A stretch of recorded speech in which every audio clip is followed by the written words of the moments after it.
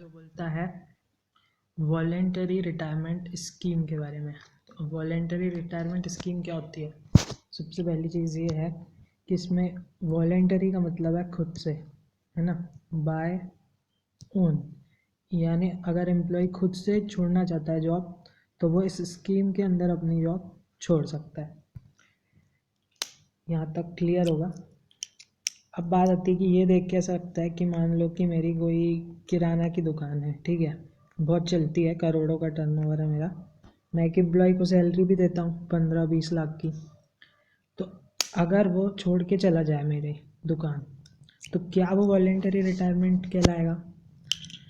तो इसका आंसर है यस, वो वॉलेंटरी रिटायरमेंट तो कहलाएगा लेकिन वो स्कीम नहीं होगी। तो ये इसका सबसे बड़ा पॉइंट है कि वो रिटायरमेंट स्कीम अलग होती है वॉलेंटरी रिटायरमेंट से, ठीक है। तो जब हम वॉलेंटरी रिटायरमेंट स्कीम के अंदर किसी एम्प्लॉय को कोई भी पेमेंट करते हैं तो हमको उसका डिडक्शन मिल जाता है। अब बात करते हैं कौन से, जैसे इसका पहला पॉइंट है हमारे पास, nature of expenditure. This section applies to an SSC. अब सबसे पहली बात, किसको मिलेगा? हम एकदम बेसिक लेवल से चले थे कि जो किराने की दुकान वाला है तो क्या उसको भी मिल जाएगा डिडक्शन? तो इसको पढ़ के हम उसके आंसर ढूंढने की कोशिश करते हैं। This section applies to an SSC who has incurred to an SSC, ठीक है। तो यहाँ पर तो वो चीज़ क्लियर नहीं हुई कि रेसिडेंट है, नॉन रेसिडेंट है या क्या है, कॉरपोरेट है, नॉन कॉरपोरेट है, यहाँ से तो वो चीज़ क्लियर नहीं हुई। तो यहाँ से यही समझ में आता है कि ये डिडक्शन तो हर किसी को ही मिल जाएगा जिसने भी इनकर किया हो एक्सपेंडिचर। कब? पिछले साल, यानी कि रेलिवेंट ईयर में, जो भी जिसका भी हम टैक्सेशन कर रहे हैं, in the form of payment to any employee in connection with his voluntary retirement in accordance with any scheme. तो यहाँ पर जो हमारा मेन कंसिडरेशन है वो हर बार यही है, in accordance with an scheme or schemes of voluntary retirement। अब देखते कितना डिडक्शन मिलेगा। तो उसको डिडक्शन कितना मिलेगा? The amount of deduction allowable is 1/5, ठीक है। कितना अलाउ है? 1/5। अच्छा, 1/5 किसका? जो भी आपने अमाउंट उसको दे दिया है उसका अमाउंट पेड। तो यहाँ इस पेड का मतलब ये है कि यदि मैंने उससे कॉन्ट्रैक्ट किया है, मान लो कि मैं 5 लाख का, मैंने बोला है कि भाई तू छोड़ के चले जाएगा तो मैं तेरे को 5 लाख का रिटायरमेंट बेनिफिट दूंगा, लेकिन इस ईयर में मैंने उसको 2.5 लाख से दिया है। तो इस केस में मेरे को मुझे जो डिडक्शन है वो कितना मिलेगा? 2.5 लाख का, 5 लाख का नहीं, यानी ये मैं 1/5 करूँगा इसका। होप ये क्लियर है? ठीक है। अब हम बात करते हैं कि अगर जो इसका एक स्पेसिफिक केस है, अच्छा इसको लिखने का तरीका एक बार हम देखते हैं। इसमें क्या लिखा है? The amount of deduction allowable is 1/5 of the amount paid for the previous year and the balance. तो बैलेंस कितना हो गया हमारे पास? 5 लाख अपॉन 1/5 किया मैंने, तो मेरे पास बैलेंस कितना आ गया? हाँ, 5 लाख अपॉन 1/5 किया तो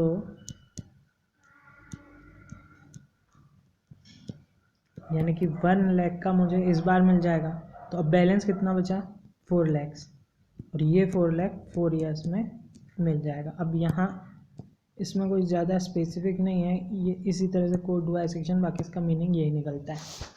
अब नेक्स्ट चलते हैं हम अगले टॉपिक में कि अगर मेरा बिजनेस जो है वो ट्रांसफ़र हो जाए तो बिजनेस ट्रांसफ़र कैसे होगा? In case of amalgamation, demerger और रीऑर्गेनाइजेशन और सक्सेशन। अमलगमेशन यानी जब दो लोग मिल जाएं, डीमर्जर यानी जब वो एक कंपनी अपने आप से अलग होकर 2 कंपनी बना ले, या फिर रीऑर्गेनाइजेशन हो जाए, या फिर सक्सेशन हो जाए। कब इन 5 सालों में जब भी हमने उसको वॉलंटरी रिटायरमेंट का पैसा दे दिए हैं, उसके 5 सालों में अगर वो इन चारों में से कोई भी एक चीज़ हो जाए तो उस केस में क्या ये जो डिडक्शन मेरा बैलेंस बचा है वो सामने वाली कंपनी को मिलेगा या नहीं, तो वही हम देखते हैं। इसके लिए एक एग्जांपल लेते हैं। सपोज इसी एग्जांपल में चलते हैं। हमारे पास 5 लाख का डिडक्शन था, ठीक है। ये कंपनी ए थी, इसने अपने एम्प्लॉय को 5 लाख रुपीज़ दिया था वॉलंटरी कंपनसेशन का। तो अब मान लो कि इसके 2 इयर्स निकल चुके हैं, तो ये जो वॉलंटरी पेमेंट का इस केस में बैलेंस बचेगा वो कितना बचेगा, 5 lakh minus 1 lakh first year का माइनस 1 लाख सेकेंड ईयर का, यानी बैलेंस बचेगा कितना, 3 लाख। अब क्वेश्चन ये है, अब कंडीशन क्या हुई कि जो ए कंपनी थी वो जाके बी कंपनी से मर्ज हो गई और इन्होंने एक कंपनी बना ली ए बी, ठीक है। तो अब ये जो 3 लाख है ये इसका डिडक्शन किसको मिलेगा, तो ये तो ऑफकोर्स सी बात है ए तो अब ख़त्म ही हो गई, इसका तो कोई एग्जिस्टेंस नहीं है, लेकिन ए बी का है तो ये मिलेगा किसको, ए बी को। लेकिन इसमें जब भी इस तरह का मर्जर या किसी भी सेक्शन में आता है तो हमको एक चीज़ ध्यान रखनी पड़ती है, जब भी भाई ये मर्जर होता है तो हमको याद रखना है कि ईयर ऑफ मर्जर, इस समय हमारा ट्रीटमेंट क्या होगा। इस केस में हमारा ईयर जो था मर्जर का वो कौन सा था, 3rd ईयर। तो ये जो 3rd ईयर का बैलेंस है या एमोर्टाइजेशन है ये पूरा का पूरा ए बी को मिलेगा, ए को नहीं मिलेगा, ठीक है। वैसे कॉमन सेंस की बात है, लेकिन यहाँ जगह लिखा होता है तो हमने उसको देख लिए। यहाँ पर क्या लिखा है, will be available to new company for the balance period including the year which, ये है वो important line, including the year in which amalgamation merger demerger takes place, ठीक है। यहाँ तक की बात तो कंफर्म हो गई। अब आते हैं कंडीशन टू बी सेटिस्फाइड। कौन सी कंडीशन है जो सेटिस्फाई है, ये बहुत ही नॉर्मल कंडीशन जो हमको पता है। सबसे पहले वो इंडियन कंपनी होनी चाहिए जो ट्रांसफ़र हो रही है, और जो बन रही है वो भी इंडियन कंपनी होनी चाहिए। नेक्स्ट, ये बात किसकी हो रही है, अमलगमेशन में दोनों कंपनी इंडियन होनी चाहिए। अब बात करेगा वो डीमर्जर की, तो डीमर्जर में क्या है,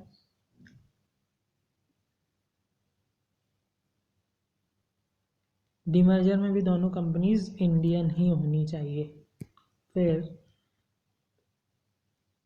अब मान लो कि सक्सीड हो रही है बाय अ कंपनी, अगर मैं कंपनी को ट्रांसफ़र कर रहा हूँ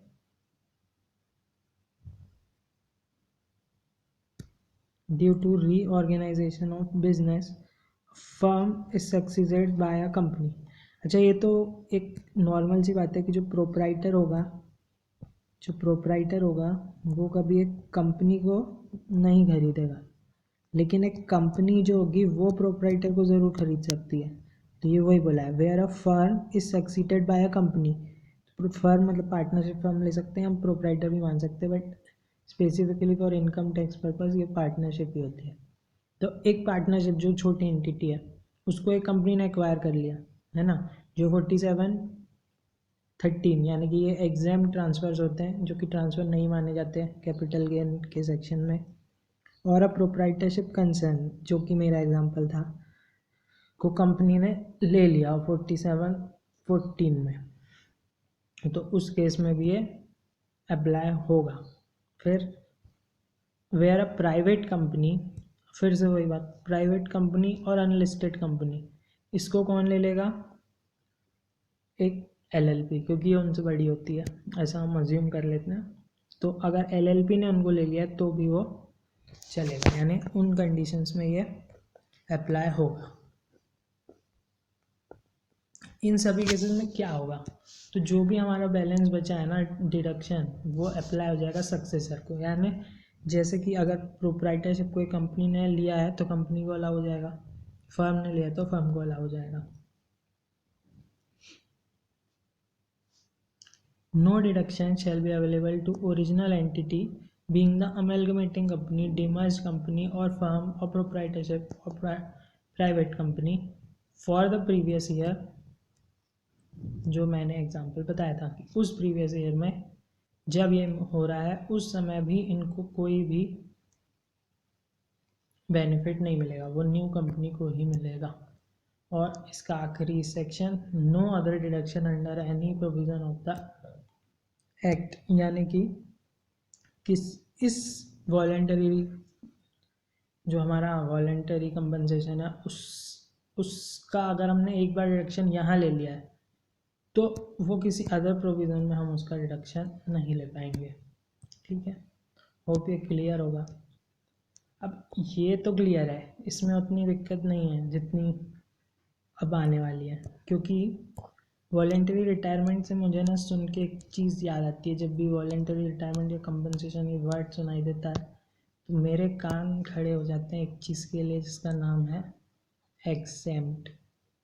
अगर आपको भी याद आया तो प्लीज़ मेरे को बता दीजिएगा, क्योंकि जब भी मैं ये वर्ड सुनता हूँ तो मुझे एग्जेम्प्ट याद आता है। क्योंकि जब भी हम एग्जेम्प्ट वाला चैप्टर पढ़ते हैं तो उसमें कंपनसेशन, वॉलेंटरी कंपनसेशन, ऐसी चीज़ों का नाम आपको सुनाई देता है। तो ये होता है एग्जेम्प्ट।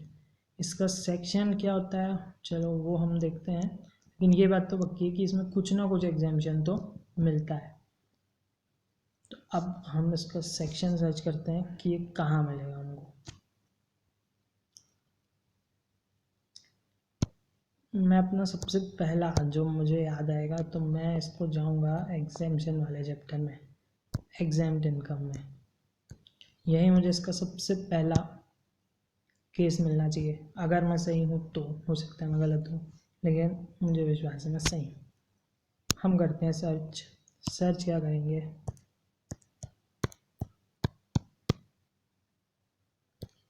वॉलेंटरी, इतने में ही मेरा आंसर आ जाएगा। अच्छा, कितने जगह लिखा हुआ है वॉलेंटरी वर्ड? 8 टाइम्स दिख रहा है आपको। 8 टाइम्स यूज हुआ है ये वर्ड इस चैप्टर में। कौन से चैप्टर में? चैप्टर नंबर एग्जाम्पशन जो है जिसका नाम, तो यहाँ पर लिखा हुआ है ये सैलरी के अंदर एग्जाम्प्ट होता है। क्या? 10C इसका सेक्शन है और ये सैलरी में एग्जाम्प्ट होता है। ये तो फर्स्ट हमें एक रेफरेंस मिल गया वॉलेंटरी का, या मैं इसको पूरा ही लिख दूँ,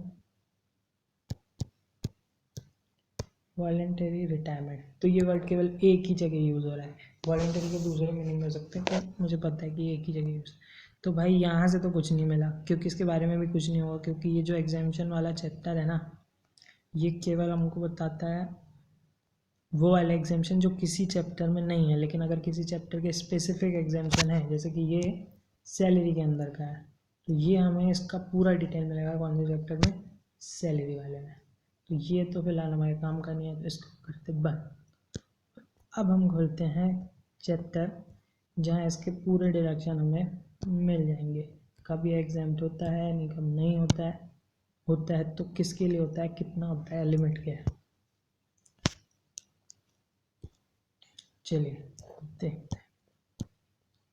मैं फिर से अब इस चैप्टर में फिर से वही टाइप करूँगा, रिटायरमेंट।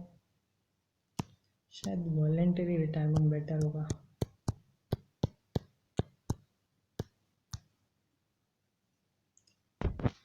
हाँ, तो ये हमारा पार्ट खुल गया। अब इसमें कितनी बार यूज़ हो रहा है ये वाला वर्ड? ये यूज़ हो रहा है 19 टाइम्स।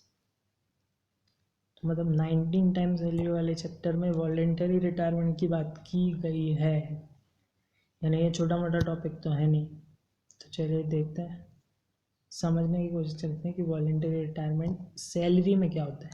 अच्छा, अभी जो हम बात कर रहे थे वो हम किसके हिसाब से बात कर रहे थे कि मैं, अभी जो भी हम बात कर रहे थे मैं ये सोच रहा था कि मैं जो हूँ वो एक एम्प्लॉयर हूँ, तो मुझे इसका जो भी एग्जेम्पशन डिडक्शन मिलना है वो किस में मिलेगा, PGBP में। और हमने इसका आंसर भी निकाले थे कि कितना मिलेगा, तो भाई 1/5 मिलेगा। इतना ही मेन था, हाँ इतना ही था। तो 1/5 पर ईयर 5 ईयर्स तक हमको मिल जाएगा, किसी को भी मिल जाएगा, हाँ किसी को भी मिल जाएगा। वो जो कंडीशन थी वो तो केवल अमेलगमेटिंग से ट्रांसफ़र होने की थी, यानी कोई प्रोप्राइटर अगर प्रोप्राइटर को लेता है तो वो उसको ट्रांसफ़र नहीं कर पाएगा, तो वो तो उन चीज़ों की कंडीशन थी, लेकिन बेसिक प्रोविज़न तो यही था। अब इस चैप्टर में जब हम आएंगे तो हम अपने आप को मानेंगे एम्प्लॉय।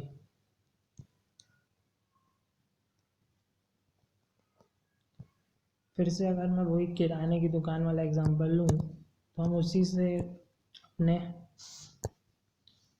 इस चैप्टर को इस टॉपिक को आगे बढ़ाएंगे, बिल्कुल बेसिक इससे।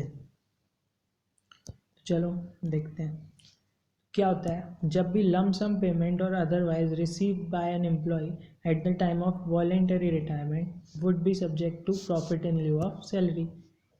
ठीक है, ये तो एक सैलरी का पार्ट होता है, profit in lieu of salary. ये उस कैटेगरी में जाके टैक्सेबल हो जाता है, ये तो इतना इम्पोर्टेंट नहीं है। आगे बढ़ते हैं। एलिजिबल अंडरटेकिंग, यानी वही, तो यहाँ हमें उसका आंसर मिलेगा कि क्या अगर मैं किराने की दुकान में काम करता हूँ और मुझे बाहर आने पर, मान लो कि चलो उस दुकान में वॉलंटरी की स्कीम भी है, मैंने मान लिया, उसके बाद भी क्या मुझे डिडक्शन मिल जाएगा, तो इसका आंसर मिलेगा हमको इस सेक्शन में। The employee of the following undertaking, क्या लिखा है, employee of the following undertaking, केवल इन अंडरटेकिंग्स के जो एम्प्लॉय हैं उन्हीं को मिलेगा एग्जेम्पशन।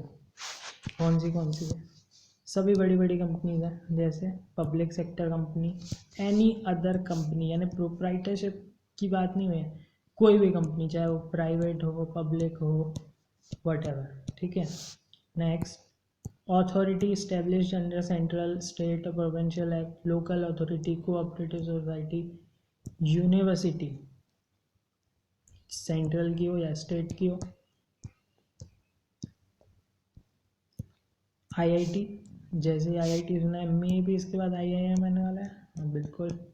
नेक्स्ट क्या है, आईआईएम। फिर स्टेट गवर्नमेंट का अगर कोई एम्प्लॉय है, सेंट्रल गवर्नमेंट का है, या फिर ऐसा इंस्टीट्यूशन जो कि थ्रू आउट द इंडिया या फिर स्टेट में है, एज सेंट्रल गवर्नमेंट में स्पेसिफाई इन नोटिफिकेशन, ठीक है।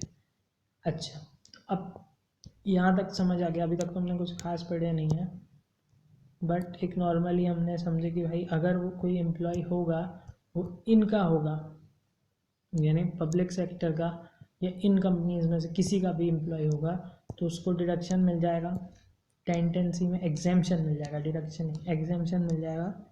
किससे, जो भी उसको अमाउंट रिसीव हो रहा है, सपोज करते हैं हम 20 लैक्स उसको रिसीव हो रहा है एज अ वॉलेंटरी कंपनसेशन, तो क्या ये 20 लाख पूरा का पूरा उसको एग्जाम्प्ट हो जाएगा, या इसमें से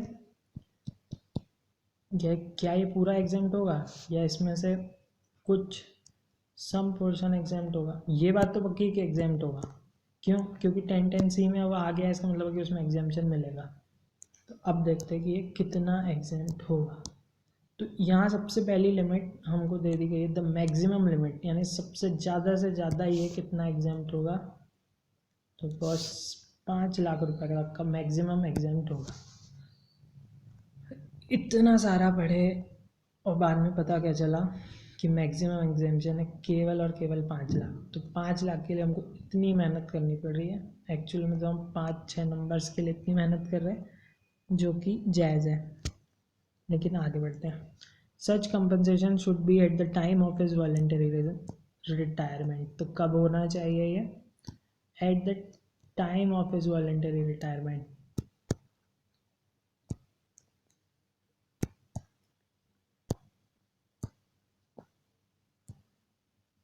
or termination of his service in accordance with any scheme or scheme of voluntary retirement, or in the case of public sector company a scheme of voluntary separation।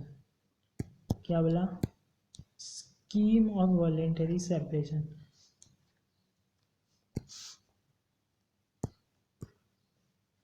Such compensation should be at the time of his voluntary retirement or termination of his service in accordance with any scheme or schemes of voluntary retirement. यानी कि जो एक specific company की जो भी उसकी voluntary retirement की scheme होगी उसके अंडरगत। लेकिन अगर कोई पब्लिक सेक्टर कंपनी से जा रहा है, जैसे हम अभी सुनते आते हैं कि बहुत सारी चीज़ों का प्राइवेटाइजेशन हो रहा है या जो भी है वो मर्ज हो रही हैं, तो उस केसेस में जो वॉलेंटरी सेपरेशन की स्कीम बनाई गई है उस पब्लिक सेक्टर कंपनी में, उसके अंतर्गत the exemption will be available even if such compensation is received in instalments. तो वहाँ हमने क्या पढ़े थे कि जितना पे कर रहा है उतने का 1/5, लेकिन यहाँ तो इंस्टॉलमेंट में है तो भी उसको मिल जाएगा पूरा का पूरा exemption.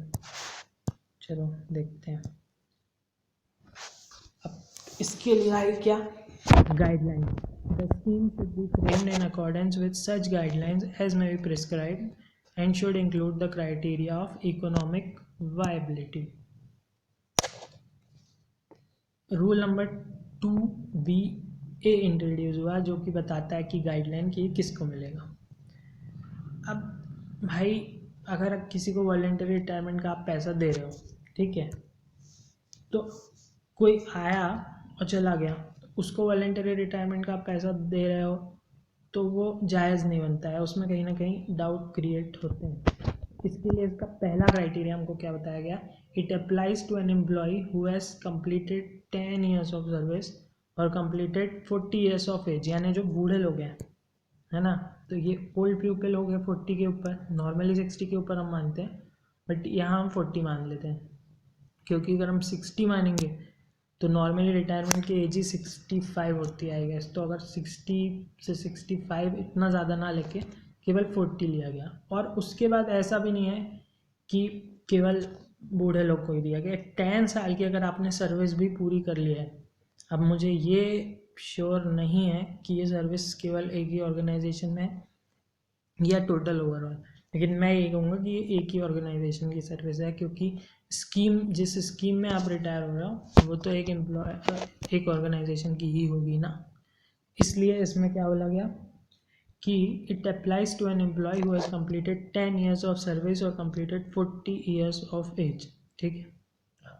However this requirement is not applicable in case of an employee of a public sector company under the scheme of voluntary separation framed by the company। जब पब्लिक सेक्टर कंपनी हो रही है कोई बन, तो उस केस में ये अप्लाई नहीं होगा, क्योंकि public sector company normally government की कंपनी होती है, लोगों की कंपनी, पब्लिक सेक्टर उसका नाम ही है, तो उस केस में ये चीज़ को अप्लाई नहीं करना है हमें, ठीक है।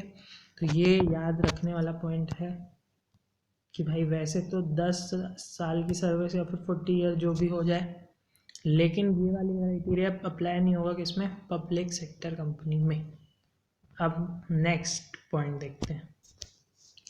It applies to all employees by whatever name called, यानी हर एम्प्लॉय के ऊपर ये एप्लीकेबल है, आप चाहे उसको किसी भी नाम से पुकार लो, including workers and executive of the company और द अथॉरिटी और द कोऑपरेटिव सोसाइटी। तो किसी को भी मिलेगा, कोऑपरेटिव सोसाइटी भी हमारे उसमें थी, चाहे अथॉरिटी हो या कोऑपरेटिव सोसाइटी हो, लेकिन कुछ लोगों को एग्जेम्प्ट कर दिया है इसमें से। तो किसको, डायरेक्टर्स ऑफ अ कंपनी और अ कोऑपरेटिव सोसाइटी, यानी डायरेक्टर्स को आप एम्प्लॉय नहीं मानोगे, ये तो ऑलरेडी एक कंट्रोवर्शियल सब्जेक्ट होता ही है टैक्सेशन में, तो डायरेक्टर्स को आप एम्प्लॉय नहीं मानोगे, तो डायरेक्टर्स को छोड़ के चाहे वो कंपनी के हो या कोऑपरेटिव सोसाइटी के हो। अब आप ये मत बोलना कि अथॉरिटी का कोई डायरेक्टर होता होगा, तो अथॉरिटी का कोई डायरेक्टर नहीं होता है। तो सेकंड पॉइंट भी मेरे ख्याल से क्लियर है कि हर एम्प्लॉय को मिलेगा, चाहे आप किसी भी नाम से बुलाओ उसे, लेकिन वो किसको नहीं मिलेगा अगर वो डायरेक्टर है किसी कंपनी का या कोऑपरेटिव सोसाइटी का। Next, the scheme of voluntary retirement or separation must have been drawn as a result of overall reduction in existing strength of the employees, यानी कि इससे बहुत सिग्निफिकेंट ओवरऑल रिडक्शन हुआ हो स्ट्रेंथ ऑफ एम्प्लॉयज़ में, ठीक है। Next, must not be have been filled up. The vacancy caused by the voluntary retirement और separation must not have been filled up. ये तो मुझे ज़्यादा समझ नहीं आया, पर मेरे को ये लगता है कि इमीडिएटली ऐसा ना हो कि आपने किसी को निकाला और इमीडिएटली आपने उस पोजीशन को भर दिया। ठीक, अगर आपको पता हो तो please do comment. The retiring employee of a company shall not be employed in another company or concern belonging to the same management. The retiring employee यानी कि जो एम्प्लॉय जा रहा है of a company यानी जिससे जा रहा है, shall not be employed in another company or concern belonging to the same management, यानी इस कंपनी के मैनेजमेंट के अंडर ही वो किसी और कंपनी, मतलब ये कंपनी का मैनेजमेंट अगर किसी और कंपनी के मैनेजमेंट को देखता है और उसी में आप फिर से जाके एम्प्लॉय हो जाओ तो भी ये अप्लाई नहीं होगा। The amount receivable on account of voluntary retirement और separation of the employee must not exceed. अब ये हमारी लिमिट आ गई। इसमें हमने पहली लिमिट पढ़े थे कितना, एग्जेम्पशन की 5 lakhs। ठीक है, अब ये मस्ट नॉट एक्सीड, इसको याद रखने की ज़रूरत मेरे ख्याल से तो नहीं है, क्योंकि जैसे ही बात एग्जेम्पशन की आती है हमारा टैक्स सिस्टम यही चाहता है कि उसको टैक्स मिले ज़्यादा से ज़्यादा, तो हमेशा यहाँ पर वर्ड यही यूज़ होगा, नॉट एक्सीड। ठीक है,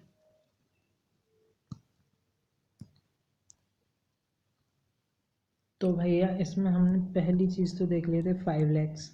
अब यहाँ कोई भी कंडीशन हो, लेकिन हमें याद रखना है कि हमने सबसे पहले चेक करना है 5 lakhs, तो 5 लाख के ऊपर तो नहीं है।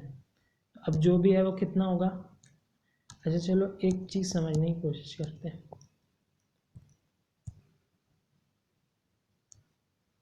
मेरे पास एक एम्प्लॉय है, मान लो कि उसने अपनी 50 ईयर्स ऑफ सर्विस पूरी कर लिया है, ठीक है, मेरे इसमें है ना। अगर अब मैं देखूं, अब इसमें दो चीज़ें हैं, एक अब मान लेते हैं कि वो 50 ईयर्स बहुत ज़्यादा हो जाएगा, इसको थोड़ा कम करते हैं। हम ऐसा ले लेते हैं कि उसने 20 ईयर्स ऑफ सर्विस पूरी कर लिया हमारे ऑर्गेनाइजेशन में। ठीक है, तो यानी कि इसमें कुछ पीरियड बिफोर का है, यानी जब वो एम्प्लॉय था, और कुछ होगा आफ्टर का, यानी कि जो बचा हुआ पीरियड है। तो भाई मेरा जो कॉमन सेंस है वो ये कहता है कि जो भी बिफोर वाला पीरियड है वो हमेशा ज़्यादा होगा, ठीक है, और जो बचा हुआ पीरियड होगा वो हमेशा कम होगा। यानी हो सकता है इसने अगर 20 ईयर्स पूरे कर लिए हैं तो इसकी 5 ईयर की सर्विस लेफ्ट हो, तो 20 और 5, तो ये ज़्यादा क्या है 20 और कम क्या है 5। तो इसलिए ये वैसे कॉमन सेंस टाइप की चीज़ है, लेकिन वो हमें इसको फॉर्मूला को समझने में बहुत यूज़ करेगा। तो भाई मैंने क्या बोला, हमारे पास 3 कंडीशन है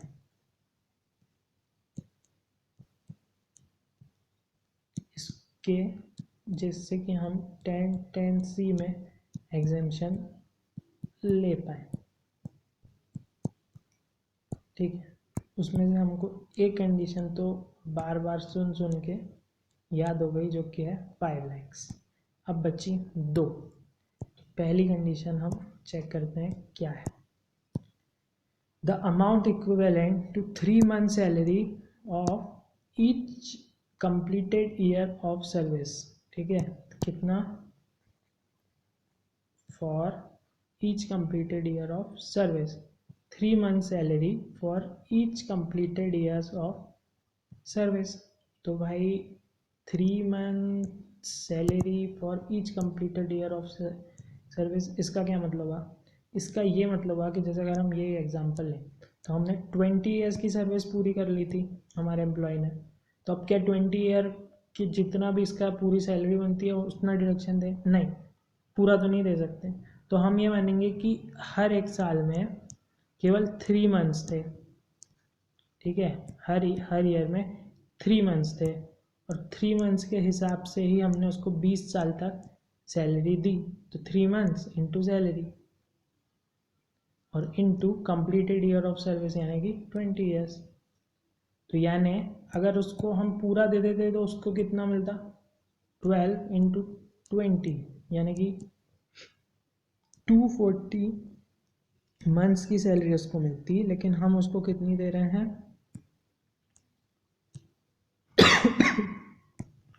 केवल 3 × 20, यानी कि 60 मंथ्स की सैलरी। वो भी क्लियर होगा। इसलिए मैंने कहा था कि जो भी पुराना, अच्छा नहीं, अभी नेक्स्ट चीज़ है salary eight the time of retirement. ये तो पहली कंडीशन होगी, कंडीशन नंबर 1। अब देखते हैं कंडीशन नंबर 3। 2 इसलिए क्योंकि 1 तो 5 लाख थी, जो हम भूल ना जाएं क्योंकि वो ऊपर अलग से लिखा हुआ है। तो अब अगली कंडीशन क्या है, salary eight the time of retirement multiplied by balance month of service left. मतलब सपोज मेरी लास्ट, जब मैं रिटायर हुआ उस समय मेरी सैलरी थी 30,000 per month, 30K per month, ठीक है। Salary eight the time of retirement multiplied by balance month of service left. तो जो भी मेरी सैलरी थी, जैसे 30,000 थी, और मेरे मंथ्स बचे कितने, जितने भी मंथ्स बचे मेरी सैलरी को, उन दोनों को मल्टीप्लाई करके जो भी आंसर आएगा वो मेरे लिए हो जाएगा कंडीशन नंबर 3। तो इन तीनों में से जो भी सबसे कम होगा उतना डिडक्शन आपको मिल जाएगा, ठीक है।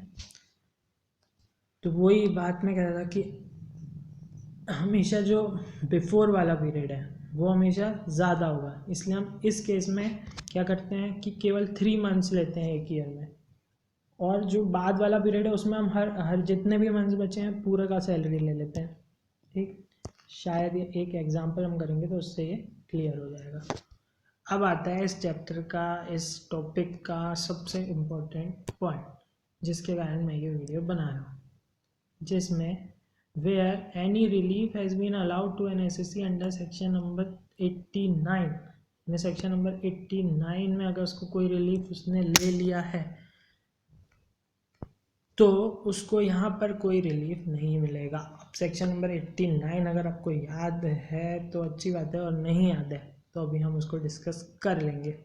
जब तक आप याद करो हम इसमें आगे के पॉइंट पढ़ते हैं, क्योंकि उसके बाद तो हम यहाँ आने वाले हैं। Where exemption for voluntary retirement compensation under section 10(10)(c) has been allowed in any assessment year, then no exemption therein shall be allowed in to other assessment year। Of course ही बात है, फिर एक बार जब आप ले चुके तो फिर से नहीं लोगे उसी अमाउंट का।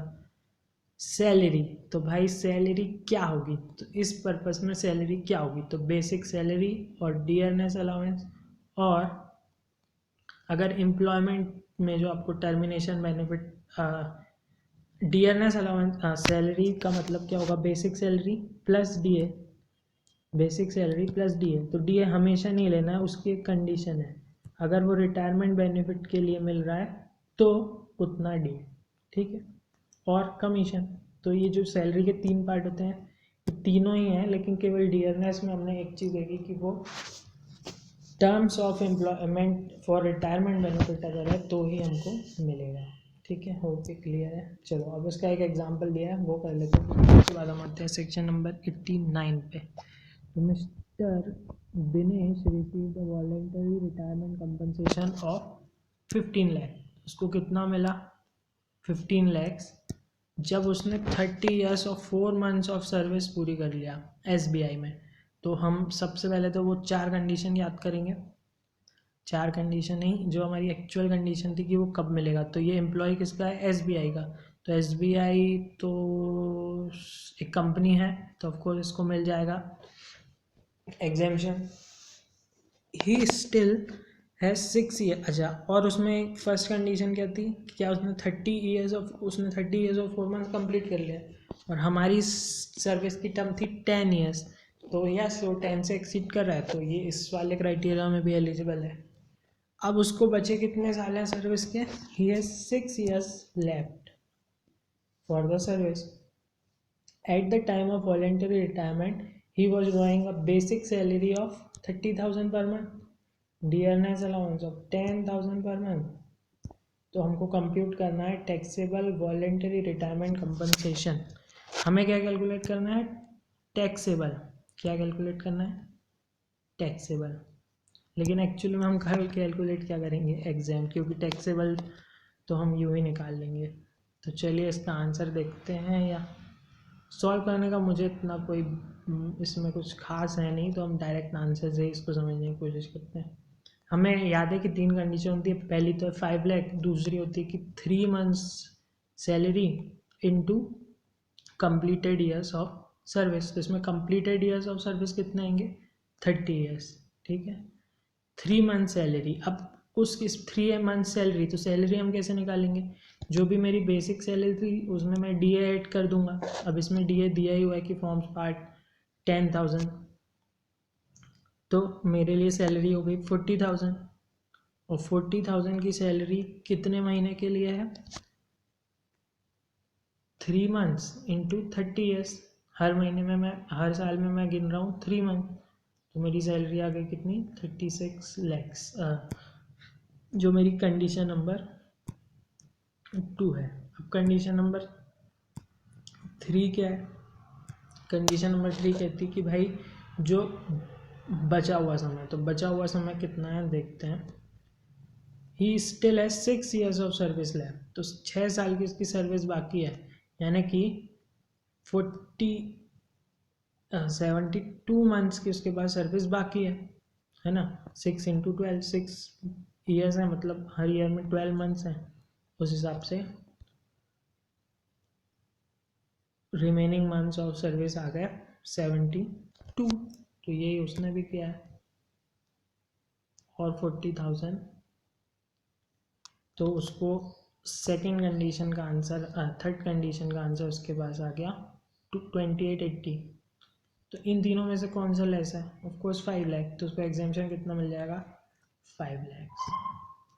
तो ये बड़ा बेनिफिशियल प्रोविज़न तो मुझे नहीं दिखाई देता है, क्योंकि मैक्सिमम डिडक्शन ही 5 लाख का देता है।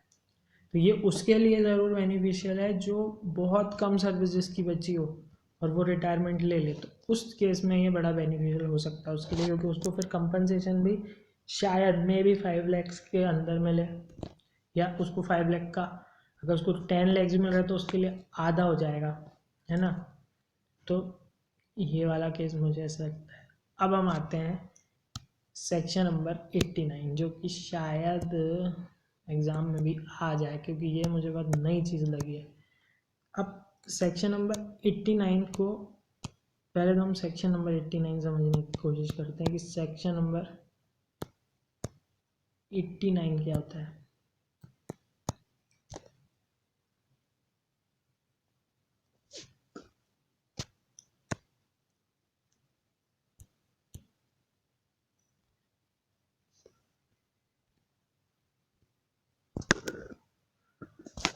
रिलीफ अंडर सेक्शन 89, तो ये 89 का रिलीफ हमें मिलता है कब, जब किसी एम्प्लॉय को एरिया सैलरी मिल जाए या फिर एडवांस सैलरी मिल जाए। उस केस में वो अपने उस टैक्स रेट को यूज़ करके निकाल सकता है अपनी टैक्सेबल इनकम जो उस समय था, और उसके अंदर बहुत सारे हमको बेनिफिट मिल जाते हैं। अब वो डिस्कस करने में तो बहुत टाइम लग जाएगा, बट हम इसका एक बेसिक प्रोविज़न समझ लेते हैं। Where by reason of any portion of SSC salary being paid in arrears और एडवांस, तो इसमें सबसे ज़्यादा इम्पोर्टेंट वर्ड यही दो हैं, एरियर्स और एडवांस। अक्सर हम भूल जाते हैं, हमें जो भी हम प्रैक्टिकल में देखते हैं कि ज़्यादातर ये केस हमें यूज़ होता है एरियर्स के लिए, लेकिन इसमें एक और वर्ड लिखा हुआ है एडवांस। तो एडवांस में भी आप उसका बेनिफिट ले सकते हो, किसका, सेक्शन नंबर 89 का, ठीक है।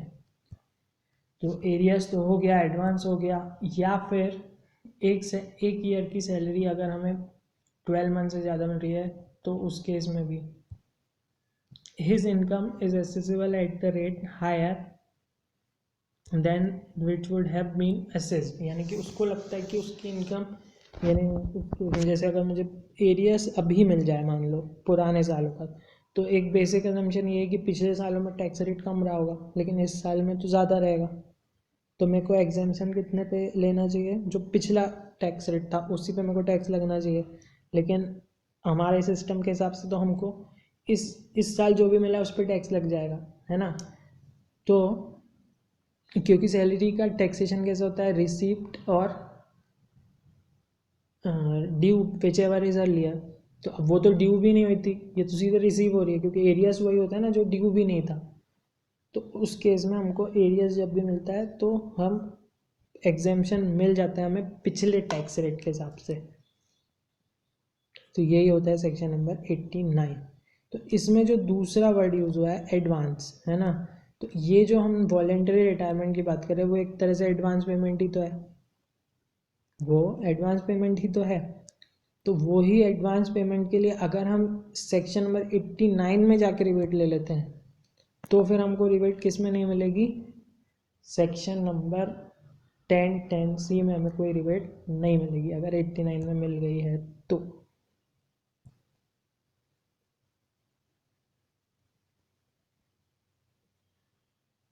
तो यही यहाँ पर लिखा हुआ है, no relief shall be granted in respect of an amount received or receivable by an SSC on his voluntary retirement or termination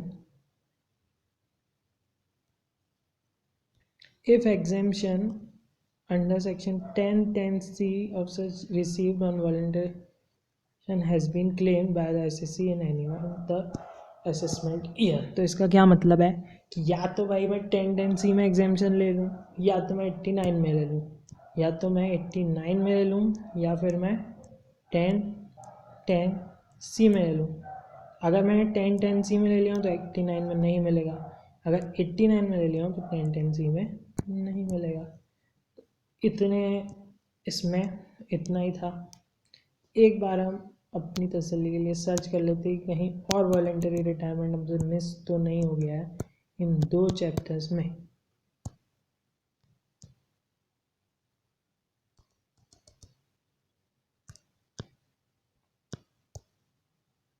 word use by 19 times. तो हम शुरुआत से देखते हैं कहाँ से कहाँ यूज हुआ है ये। सबसे पहला यूज़ कहाँ हुआ है, वॉलेंटरी रिटायरमेंट, जो कि हमने पढ़ लिया 10(10)(c), इसका पहला यूज़ वहीं था। फिर उसी में 2-3 बार यूज़ हुआ, दूसरी बार, तीसरी बार, चौथी बार, पांचवी बार। ये तो वो सभी कंडीशन है जो हम पढ़ चुके हैं। 6 टाइम वो 6 पॉइंट में ही यूज़ हुआ। 7th टाइम भी वहीं यूज़ हो रहा है जो हम पढ़ चुके हैं, ये तो अच्छी बात है और मेहनत नहीं करना है। फिर 8th टाइम भी वहीं यूज़ हो रहा है, 9 टाइम भी वहीं हो रहा है, क्वेश्चन में यूज़ हो रहा है, question question question question question question question. अब ये यूज़ हुआ है कहीं और ये कहाँ यूज़ हुआ है भाई, ये हुआ है परक्विसिट के वैल्यूएशन में। Valuation of specified security not being an equity share in a company for purpose of section, यानी इसमें बात हो रही है कि वैल्यूएशन जब सिक्योरिटी करेंगे तो उसकी डेफिनेशन में हमें सैलरी की डेफिनेशन में ये वर्ड यूज़ हो रहा है वॉलेंटरी रिटायरमेंट। अब इसको थोड़ा सा समझने की कोशिश करते हैं, हम किस बारे में बात कर रहे हैं। पहले तो ऊपर से हमको आना पड़ेगा कि भाई किस बारे में बात हो रही है। 72(6) ये परक्विसिट वैल्यूएशन है और कुछ नहीं है। तो जब हम परक्विसिट वैल्यूएशन कर रहे हैं किसी भी चीज़ का, तो जैसे हम किसी भी एक का देखते हैं, जैसे हम इसका देखते हैं, valuation of specified security not being an equity share of company for the purpose of section not being an equity share in a company on date on which the option is exercise by the employee shall be such value as is determined by the merchant। मुझे जहाँ तक मालूम है ये हमारे लिए उतना relevant नहीं है, इसको हम छोड़ देते हैं। इसके बाद कहाँ यूज़ हो रहा है वॉलेंटरी रिटायरमेंट, ये तो वही है सेक्शन नंबर 89 में जो हमने पढ़ लिया कि दोनों में से एक यूज़ होगा, फिर से वही है, फिर से वही है और फिर से वही। तो भाई इस तरह से हमने पूरा चैप्टर में देख लिया कि वॉलेंटरी रिटायरमेंट कहाँ कहाँ यूज़ हो रहा था, कहाँ कहाँ नहीं हो रहा था, दूसरे चैप्टर में भी देख लिया। तो बस आज के लिए इतना ही, थैंक्स।